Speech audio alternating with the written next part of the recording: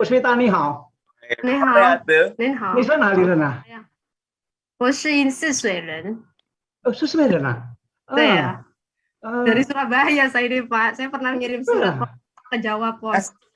哎呦，我不知道啊。你高中在哪里？在SMA 5 Pak. 哦，你是台湾人？你是本地人吗？本地人，对。是本地，不是华人。不是，但是从苏门答腊，我的子孙是从苏门答腊来的。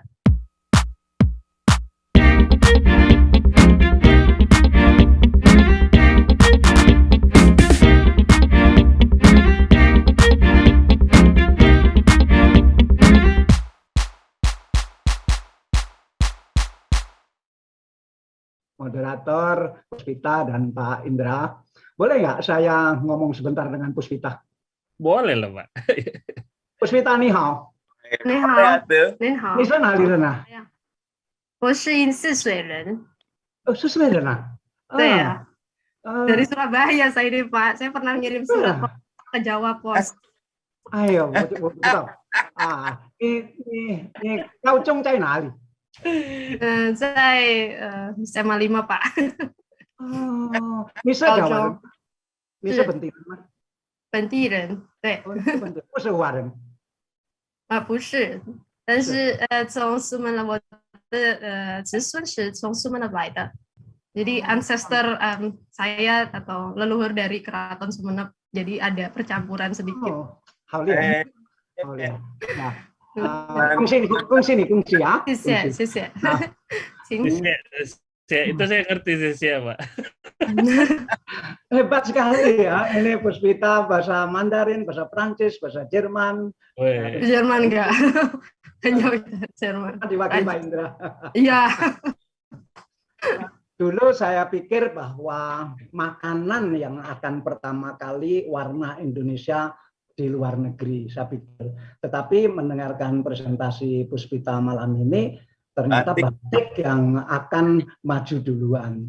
Sebetulnya melangkah dulu kelihatannya sebetulnya makanan sebetulnya. Cuma kita punya problem, makanan kita ini terlalu banyak dan semua pemilik makanan pengen menjadi yang dipromosikan di luar negeri, akhirnya tidak fokus. Sehingga terlalu banyak yang punya ambisi untuk menduniakan makanan Indonesia dan akhirnya tidak tercapai, sehingga sampai sekarang saya lihat belum berhasil makanan ini. Pernah dipilih hanya 3, rendang, nasi goreng, dan apa begitu, tetapi ya sampai sekarang kabur lagi. Tetapi dengan perjuangan yang disampaikan Puspita, saya lihat batik mungkin yang akan mendunia pertama ini, mudah-mudahan begitu. Pokoknya adalah begitu. Nah, saya bilang ketika diminta di sini, saya bilang saya tidak ahli apa-apa di sini, tetapi teman-teman Pak Mardhani mengatakan pengalaman saya ketika berhadapan dengan masalah ini. Tentu saya mendengarkan sejak dulu kesulitan-kesulitan inovasi ini, dan ketika saya menteri, pada akhirnya saya pengen ketemu rektor-rektor. Jadi rektor ITB saya ketemu, saya khusus pengen membahas 10 saja apa yang ditemukan ITB gitu, yang belum dilaksanakan sehari-hari sebagai produk di Indonesia. Kemudian ke UGM juga begitu, minta 10 aja, jangan semua diserahkan ke saya, 10 saja. Dengan Universitas Erlangga juga begitu, supaya maksud saya fokus. Nah, di situ ada 4 atau 5 yang kita pilih, kemudian kita realisasikan. Misalnya ternyata kita bisa memproduksi obat untuk orang yang sakit liver, bukan obat penyembuhan, obat maintenance, karena sakit liver nggak bisa disembuhkan sampai saat itu, sehingga dan obat liver itu mahal sekali, akhirnya bisa diproduksi HEPLAB sampai sekarang, dan itu terjangkau sekali. Kemudian dari UGM ditemukan beberapa kaitannya dengan tulang. Kemudian di UNER ditemukan ada dokter yang riset dengan serius tentang stem cell, yang akhirnya saya yang sudah merencanakan melakukan stem cell di Jerman, saya batalkan.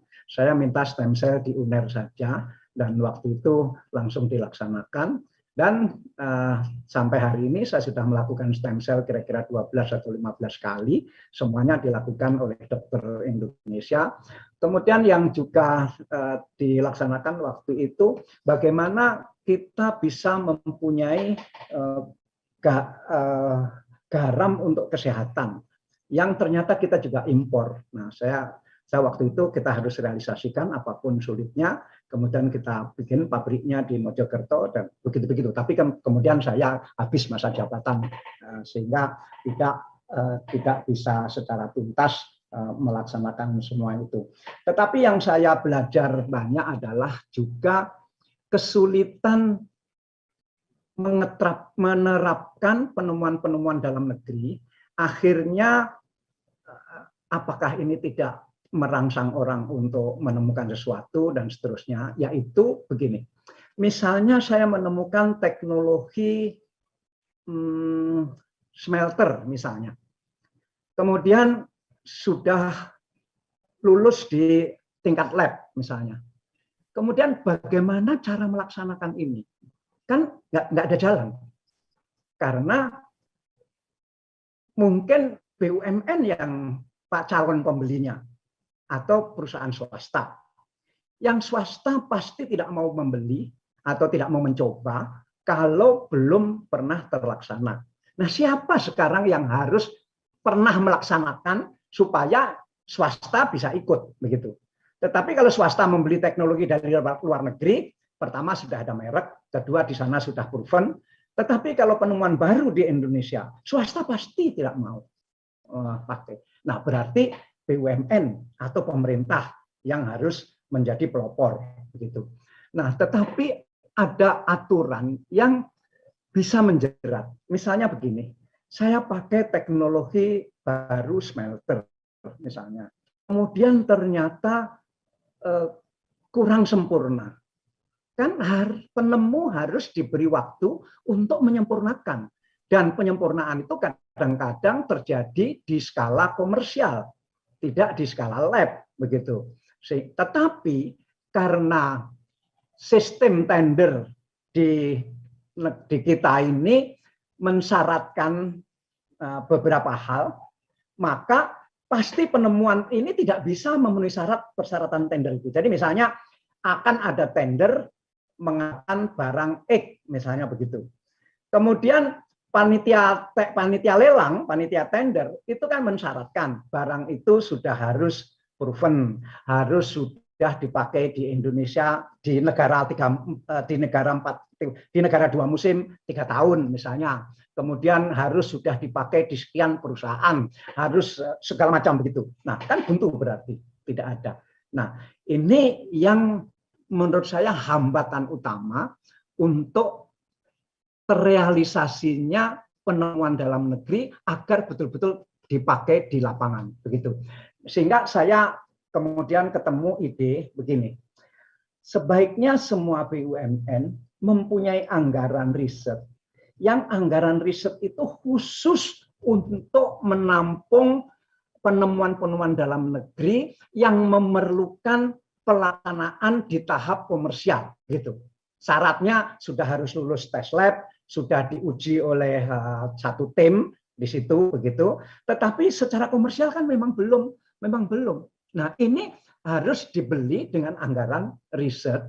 Tetapi risetnya riset khusus dalam pengertian sebetulnya bukan riset kan ini kan uji coba sebetulnya.